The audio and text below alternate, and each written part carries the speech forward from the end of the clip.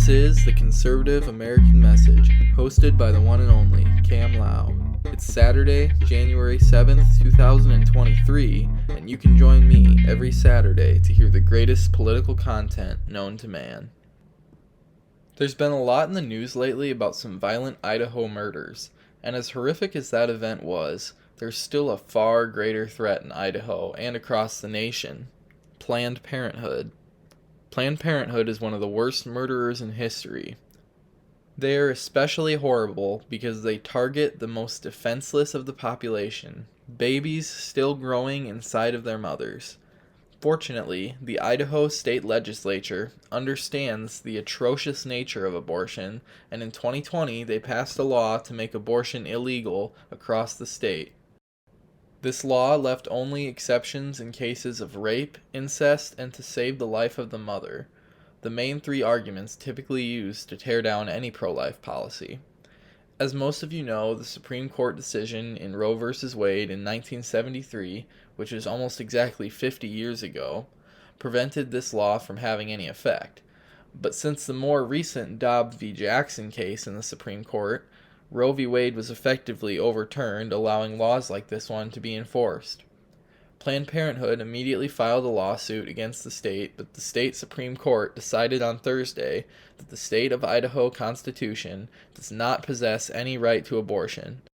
Justice Robin Brody said it best: "This is our duty as the judicial branch to sustain the rule of law, not to promote our personal policy preferences." Our entire judicial branch needs to take that message to heart. The legislature has been elected by their constituents to represent them and their interests. Therefore, it is likely that a majority of citizens in Idaho agree with this law, and if they don't, they will elect new leaders to change it. That's how this works. It's a democratic republic. In South Carolina, a bill was passed to ban abortion after a heartbeat can be detected, which can be as soon as 6 weeks. But their state Supreme Court decided that they were above the law and ruled the state does have a constitutional right for abortions. How stupid can you be to hear a heartbeat of a baby in its mother's womb and claim that it's not a baby? And yeah, I'm going to call you stupid because this one just makes me really mad. I do really believe, however, that more and more people have come to light with abortion as the science has developed. To claim a right to something that was agreed upon 50 years ago is downright silly. We know without a doubt that a pregnant woman, which I don't even think you're allowed to say anymore, but a pregnant woman is carrying a human child. You cannot look at an ultrasound and tell me it's not a baby.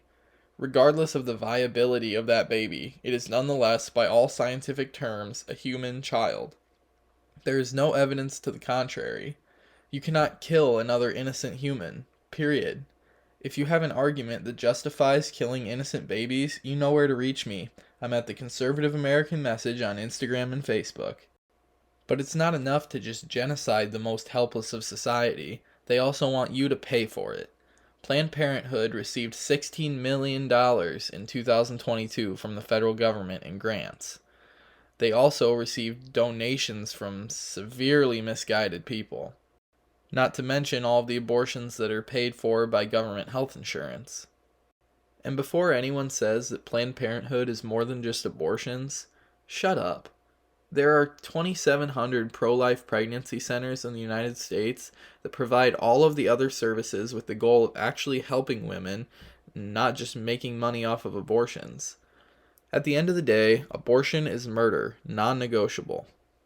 Last night, in the 15th vote, the House of Representatives were finally able to elect a Speaker of the House after a week of voting. Kevin McCarthy, after failing repeatedly, was finally able to convert enough Republicans to give him the gavel.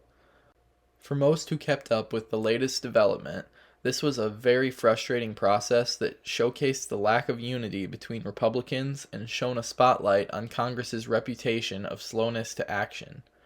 I can understand these frustrations and had similar feelings myself, but I can also get behind what these McCarthy opposers were doing. Many of the Republicans who continued to vote for alternative choices had been elected to Congress for the first time. They had not been bought into appeasing the establishment.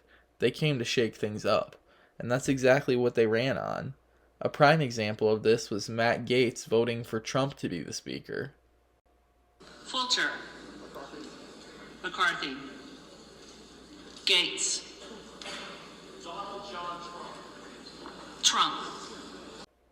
A lackluster establishment guy that's been in the congressional leadership for years was certainly not going to be the choice of new Republicans. Yes, it may have been a huge time waster and further divided the Republican Party, but I don't blame them for being the ones that are dividing the party. They are the ones committed to serving the interests of their constituents and the party's platform. The establishment Republicans just don't want to do that. They don't want to do anything. All they want is to fill a seat of power and make money hand over fist. Well, that's all I have time for. Were you offended by this podcast? Good. If you want me to talk about something on the show, let me know at the Conservative American Message on Instagram or Facebook. Thanks you guys for listening. I really appreciate you all. Have a great week and stay conservative.